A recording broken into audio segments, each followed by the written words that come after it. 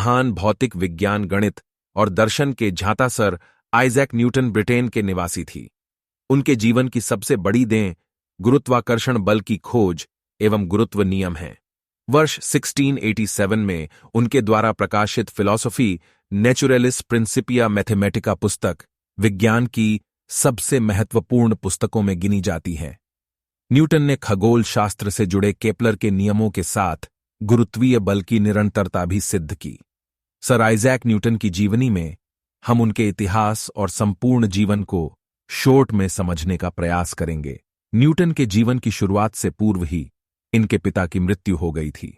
4 जनवरी 1643 को इनका जन्म वुल्स्टोर्पे बाय कोल्स्टेरवर्थ, लिंकनशायर, जर्मनी में हुआ था। जन्म से 3 माह पूर्व पिताजी चल बसे थे। न्यूटन की मां उन्हें छोड़कर चली गई तथा एक और शादी कर ली। इन्होंने अपनी दादी मां के साथ शुरुआती जीवन बिताया।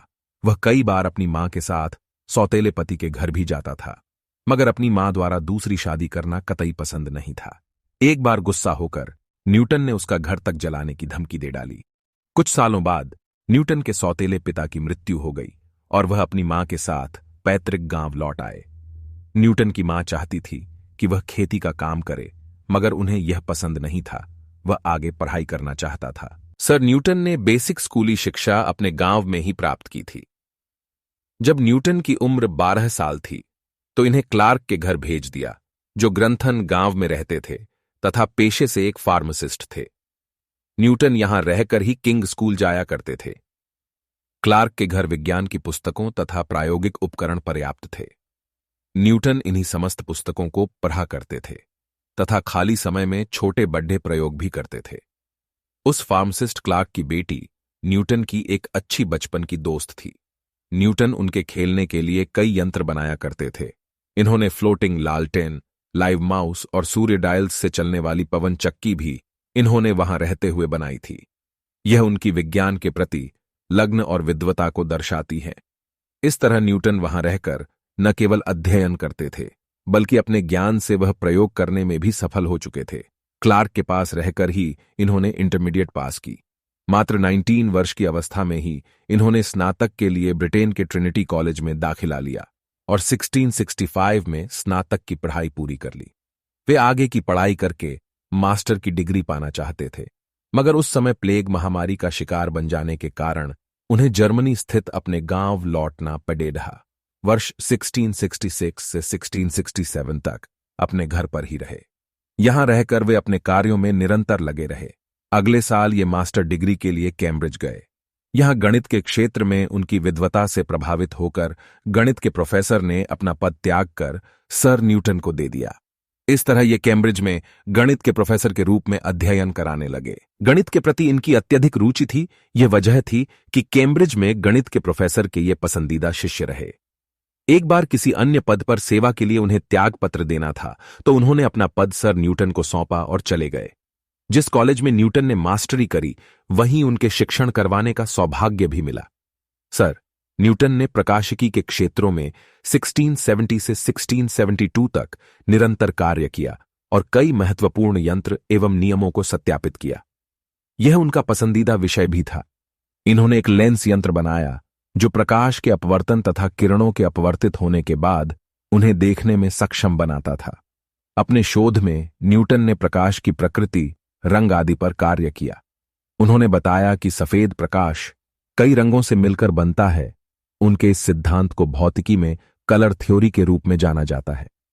न्यूटन के बाद के कई भौतिक शास्त्रियों ने भी उनकी बातों का समर्थन किया। 1704 में उन्होंने ऑप्टिक्स प्रकाश के शोध में बताया कि प्रकाश बेहद छोटे छोटे कणों से मिलकर बना है, मगर द्रव पदार्थ सामान्य आकार के कणों से बनते हैं।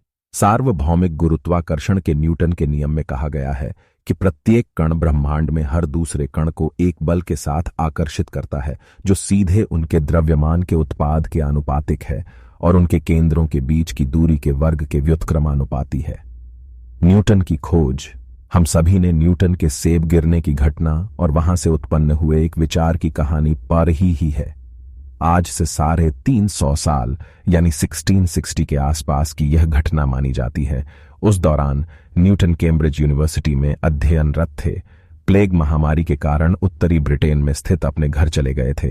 विलियम स्ट्यूकली, जिन्होंने सर आइजैक न्यूटन की जीवनी लिखी है, वे कहते थे, बसंत के दिन थे। हमेशा की तरह उस दिन भी न्यूटन किन्हीं विचारों में उलझे सेब के पेड़ के नीचे बैठे थे। अचानक उस पर सेब आ गिरा। बस इस घटना ने उनके जहन में कई सवाल खड़े कर दिए। ये सेब सीधा ही क्यों आया, आड़ा तिरछा या ऊपर क्यों नहीं गया? मतलब धरती में ही ऐसी कोई शक्ति है जो इसे अपनी ओर खींचती है। कुछ लोग मानते हैं कि यह महज एक कहानी भर है। न्यूटन ने लोगों को गुरुत्वाकर्षण बल आसानी से समझाने के लिए इसका सहारा लिया था। सेब गिरने की इस घटना ने न्यूटन को एक नई वैज्ञानिक खोज एवं गुरुत्वाकर्षण बल की अवधारणा को विज्ञान के समक्ष रखा। उन्होंने गति के 3 नियम भी दिए। उनका महत्व कितना था, इसे इस तरह भी समझ सकते हैं कि आगामी 2 सदी तक विज्ञान ने इसमें कोई सुधार भी नहीं किया। न्यूटन ने दुनिया के अंत को लेकर एक भविष्यवाणी भी की। 1704 में उन्होंने बाइबिल की एक पांडुलिपि में लिखा कि संसार का अंत 2060 में होगा, न कि उससे पहले। न्यूटन ने मोशन यानी गति के 3 नियम प्रस्तुत किए। उनके द्वारा बताएं, ये निम्न इस प्रकार हैं। गति के पहले नियम को जड़त्व का नियम कहा जाता है। इसके अनुसार कोई वस्तु तभी गति करेगी जब उस पर बल लगाया जाएगा, अन्यथा वह अपने स्थिर स्वरूप में ही रहेगी। न्यूटन का दूसरा नियम संवेग का नियम है, जिसके अनुसार किसी वस्तु के संवेग में परिवर्तन की दर उसके बल के अनुक्रमानुपाती और संवेग का परिवर्तन वस्तु पर लगाए गए बल की दिशा में ही होता है। गति का तीसरा नियम क्रिया प्रतिक्रिया का नियम कहा जाता है। इस नियम के मुताबिक जितना बल वस्तु पर आरोपित किया जाता है, पुनः वस्तु भी विपरीत दिशा में उतना ही बल लगाएगी। न्यूटन ने 1665 में बिनोमियल थ्योरम अर्थात द्विपद प्रमेय प्रस्तुत किया, जिन्हें कैलकुलस के नाम से जाना गया था। साथ ही न्यूटन ने पाई के मान को निकालने का सूत्र दिया था। एक गणितज्ञ के रूप में एक नवीन विधि का इजाद किया, जिन्हें न्यूटन विधि के नाम से जाता है।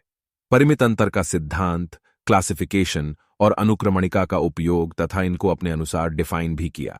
आप शायद न जानते हो, 1701 में न्यूटन ब्रिटेन से सांसद भी चुने गए थे।